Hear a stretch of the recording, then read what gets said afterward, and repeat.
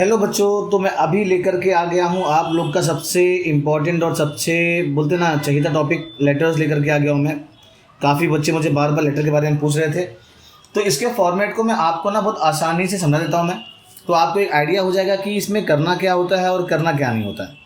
ठीक है, ये लेटर वैसा कॉमन लेटर नहीं है, ये इसको बोलते हैं करस्पॉन्डेंस। ये जो एक कंपनी के तरफ से किसी भी शेयर होल्डर, डिबेंचर होल्डर, इन लोगों को जब जाता है वो, तो उसको बोलते हैं हम लोग करस्पॉन्डेंस। तो इसमें जो फीचर्स होता है, थोड़ा सा चीज़ें वो थोड़ी सी अलग होती है और वो थोड़ी सी डिफरेंट होती है। तो ज़रा इसको हम लोग को देखना है कि इसमें एक्चुअली में करना क्या क्या होता है। पहला यहाँ पे आप लोग का आएगा, यहाँ पे आप जब लिखोगे तो बोल्ड लेटर्स में आप लिखोगे कंपनी का नाम।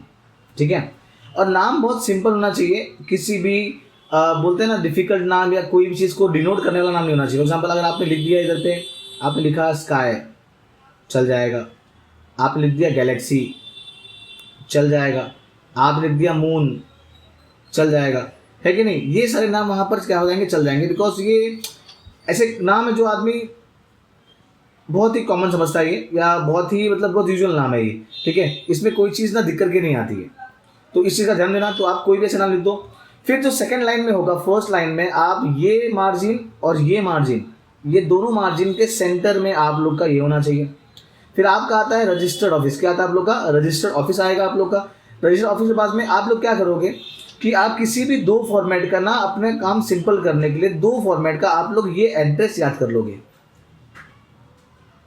ये बहुत बड़ा डील नहीं है, आप फटाफट ये दो चीज़ों का आप क्या करोगे, एड्रेस याद कर लोगे तो आपका काम हो जाएगा, है कि नहीं। ऐसे फॉर एग्जाम्पल यहाँ पे 445A महाराजा कॉम्प्लेक्स, पंचवटी, करंजा रोड और नासिक, कभी भी याद रखना बराबर से। आपका एड्रेस एक लाइन में आएगा और जो आप लोग का जो सिटी है वो आएगा थर्ड लाइन के अंदर। यानी पहले में नाम हो गया, सेकंड में हो गया पूरा एड्रेस, थर्ड में हो गया सिटी और फोर्थ में हो गया आपका CIN नंबर। अब सर ये CIN नंबर क्या होता है, इसको बोलते हैं कॉर्पोरेट आइडेंटिफिकेशन नंबर। क्या बोलते हैं इसको, कॉर्पोरेट आइडेंटिफिकेशन नंबर, है ना। अब इसमें करना क्या है सर, ये तो कुछ नंबर लिखा हुआ है, लेटर लिखा हुआ है, कुछ समझ में हम लोग को आता नहीं है। तो आपको ये करना है, पहले ये CIN बोलेंगे तो कॉर्पोरेट आइडेंटिफिकेशन नंबर होता है। इसके बाद में हम लोग को यहाँ पे करना होता है, आप ये जो है, ये जो चीज़ें हैं, ये आप इसको चाहिए तो आप अपने मन से लिख सकते हो, कोई दिक्कत के पास रूल नहीं है इधर पे, है ना, बिकॉज आपको एग्जाम में लिख करके आना है। और इसके लिए भी आप ये सेम चीज़ कर सकते हो, है ना। That should be a combination of letters and numbers, तो वहाँ पे आप उसको आसानी से लिख सकते हो। फिर यहाँ पे जो MS लिखा हुआ है, MS मतलब होता है मालूम है, महाराष्ट्र। अपना स्टेट कौन सा है, महाराष्ट्र। और ये कंपनी बनी कब, ये बनी 2000 के अंदर, यानी इसका इनकॉर्पोरेशन कब हुआ, 2000 के अंदर। तो ये CI नंबर में 4 कैटेगरी है। क्या क्या है इसके अंदर, तो पहला इसमें है एक लेटर लिखा हुआ है और वहाँ पे कुछ नंबर है 1 2 3 4। फिर अपना आता है स्टेट महाराष्ट्र, फिर कौन से साल में कंपनी क्या हुई बनी है वो, है ना। एंड आफ्टर दैट फिर एक combination of numbers and letters है। फॉर एग्जाम्पल समझ लो ABC 1 4 6 5 9 2 1, ये लिख दिया मैंने। तो आप कुछ भी रैंडमली लिखेंगे तो वहाँ पे क्या हो जाएगा, चल जाएगा। तो उसमें ऐसा कोई हार्ड एंड फास्ट रूल नहीं है, बट आपको ध्यान देना है इस चीज़ के ऊपर कि ये जो है आप लोग का महाराष्ट्र, और ये चीज़ आपका काफ़ी सही और काफ़ी करेक्ट होना चाहिए। ठीक, अब ये हो गया हमारा। अब हम लोग ने ये किया तो हम लोग को यहाँ पर मिल जाएगा कुल मिला करके आधा मार्क्स हम लोग को यहाँ पर मिल जाएगा, यानी ये मिल जाएगा आपको आधा मार्क्स। कंपनी नाम लिखा मैंने दिशा इंडस्ट्रीज लिमिटेड। प्लीज़ यहाँ पे गलती से प्राइवेट लिमिटेड नहीं करना बेटा, प्राइवेट लिमिटेड में आपका मार्क्स कट जाएगा। ठीक है, तो आपने वो लिखा। लिखने के बाद में रजिस्टर ऑफिस का एड्रेस आएगा, यहाँ पे सिटी आ जाएगा, यहाँ पे CI नंबर आएगा। फिर यहाँ पे एक अपने को लाइन छोड़ना है, जब मैं एरो मारूंगा मतलब अपने को लाइन छोड़ना है। ठीक है, उसके बाद में यहाँ पे इसका आता है अलग से एड्रेस, जो हम लोग को एड्रेस में लिखना है, या मार्जिन के इस तरफ पकड़ के लिखना है हम लोग को, इस तरफ, और यहाँ भी हम लोग को मार्जिन के इस तरफ पकड़ के इसको लिखना है। ठीक है, फ़ोन नंबर के जो सामने होगा वो अपना होगा वेबसाइट, फैक्स नंबर के आगे होगा अपना ईमेल, और रेफरेंस नंबर के आगे होगा डेट, है कि नहीं। तो आप रेफरेंस नंबर को याद कर लीजिए, है ना।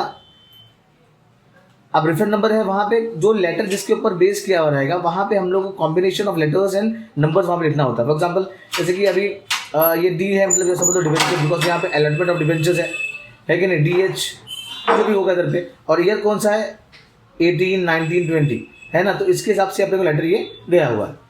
तो मैंने एड्रेस लिखा, लाइन छोड़ा, phone number, fax number, reference number, website, email, date, ये हो गया। फिर यहाँ पे हम लोग को एक लाइन और छोड़ना है। अब यहाँ पे उस इंसान का नाम आएगा, ठीक है, जो लेटर क्या करने वाला है, रिसीव करने वाला है।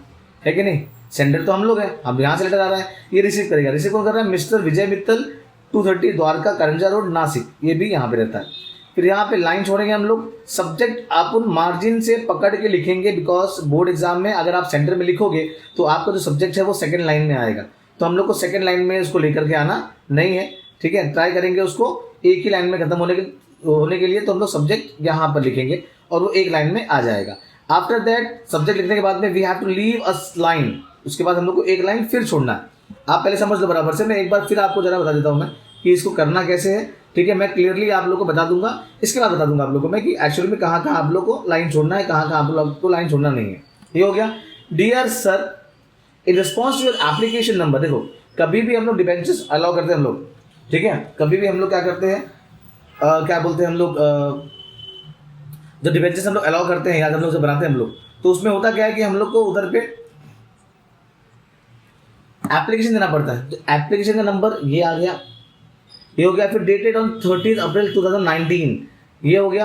आई am directed by the board of directors to inform you that you have been allotted 110% non convertible debentures of 100 rupees each, the tenure of debenture is for 5 years, यानी 5 साल के लिए आपको 100 डिबेंचर्स अलॉट हो रहा है, जिसपे आपको 10% इंटरेस्ट मिलने वाला है कि नहीं। अब देखो यहाँ पे डेट का एक डिफरेंस होगा, एक डेट का यहाँ पे क्या होगा, एक डिफरेंस होगा, क्योंकि देखो यहाँ पे मैंने एप्लीकेशन कब दिया था, 30 अप्रैल को दिया था, और एप्लीकेशन मेरा क्या हो गया, एक्सेप्ट हो गया, तब जाके मुझे ये अलॉटमेंट का आया है डिबेंचर्स का कि भैया आपको अलॉटमेंट हो गया।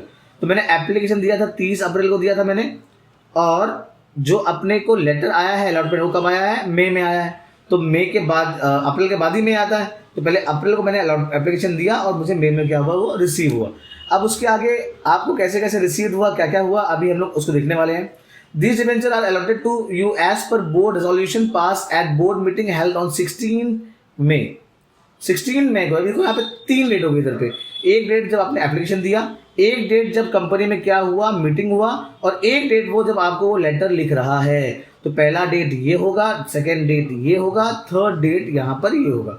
ये इतनी बारीकी है लेटर के अंदर, आपको लगता होगा लेटर इजी लिख के आ गया इज ऑफ द, ऐसे नहीं होता है ना, वो डेट भी आपके चेक होंगे उसके अंदर। As per terms and condition of articles of association of the company, जो कंपनी के नियम कानून थे उसके हिसाब से आपका ये काम हो गया, ठीक है। अब ये होने के बाद में अब यहाँ पर जो बॉक्सेस है यहाँ पे, मैं पहले इसीलिए इसी से शुरू किया मैं कि इसमें एक्चुअली में होता क्या। अब ये हुआ, फिर आपको क्या किया, लाइन मारेंगे इधर पे, फिर the detail of allotment of debentures R S follows. ये अपना फोलियो नंबर है ना, ये अपना फोलियो नंबर है, जो हम लोग को एक बोलते हैं ना एक तरह का पावती, एक तरह समझ लो रोल नंबर है ये। मैंने कितना डिबेंचर अप्लाई किया था, 100, कितना आप लोग अलॉट हुआ, पूरा का पूरा 100। और डिस्ट्रीब्यूटिव नंबर क्या है, फ्रॉम टू यहाँ के 301, यानी जो 301वां शेयर्स है वो भी मेरा है, और जो 400वां यानी जो 400वां शेयर्स है वो भी मेरा है कि नहीं। तो यहाँ पे कुल मिला करके मुझे कितने शेयर्स मिले, 100 शेयर्स मुझे मिल गए, 100 डिबेंचर मुझे क्या हुए, अलॉट हुए। तो एक डिबेंचर का जो प्राइस था वो कितना था, देखो कितना था उसमें।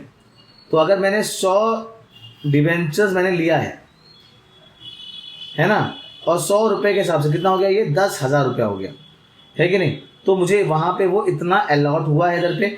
और अगर देखो यहाँ पे बहुत सारे बच्चे गड़बड़ी ये करते हैं कि अगर वो 300 to 400 लिखा हुआ होता तब आपके 100 शेयर्स नहीं होते, तब आपके जो शेयर्स होते वो 100 नहीं होते, वो 101 शेयर्स हो जाते, और वहाँ पे 101 डिबेंचर हो जाते, जो आपका वहाँ पे वो हो जाता रॉन्ग, बिकॉज जो 300वां जो शेयर्स है ना, जो डिबेंचर्स है ना, वो भी आपका काउंट होगा, और जो 400वां जो डिबेंचर्स है वो भी आपका काउंट होने वाला है। तो अगर वो काउंट करूंगा तो वो 100 और ये 1, यानी कुल मिलाकर के 101 अपना डिबेंचर्स बनता है। तो जब भी आप लिखोगे तो गलती नहीं करना।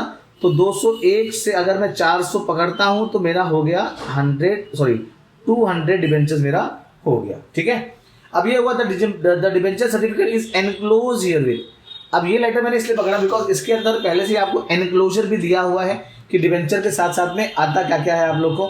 और यहाँ पे आप लोग लाइन नहीं छोड़ेंगे, ये लिखने के बाद में थैंकिंग यू के आगे कोई भी नहीं आएगा। थैंकिंग आपने लिखा इधर पे कॉमा मार दिया, थैंकिंग यू के आगे कुछ भी नहीं आने वाला है। फिर आप लाइन छोड़ेंगे, योर्स फेथफुली कॉमा आएगा, फॉर कंपनी का नाम, जो कंपनी का नाम है आप वो कंपनी का नाम वहाँ पर लिखेंगे।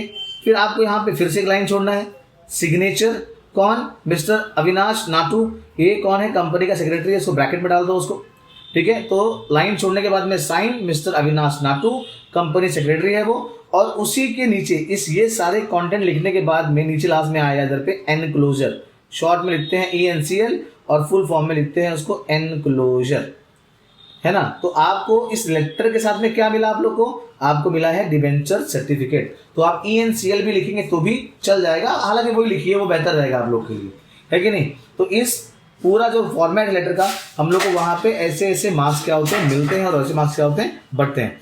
तो ये एक सिंपल चीज़ है। यहाँ पे डेट का काफ़ी ध्यान देना होगा, बिकॉज आपका डेट यहाँ पे क्या होता है चेक होता है, कुछ भी डेट लिख कर क्या होगी मार्क्स नहीं मिलने वाला है। इस फॉर्मेट को वो लोग पहले देखते हैं, आपका ये फॉर्मेट देखेंगे वो लोग, और आपकी ये डेट्स चेक करेंगे वो लोग, बस मेनली उनका काम वही होता है। ये सब होने के बाद में इफ यू फील कि आप यहाँ पे कॉमन सील बना सकते हैं तो आप कॉमन सील बनाइए, आपको वहाँ पे भी आपको अच्छे मार्क्स मिल जाएंगे। मैं फिर से इसको एक ज़रा शॉर्ट में आप लोग को एक्सप्लेन करता हूँ, तो आप लोग को एक क्लियर आइडिया इस बारे में हो जाएगा, ठीक है।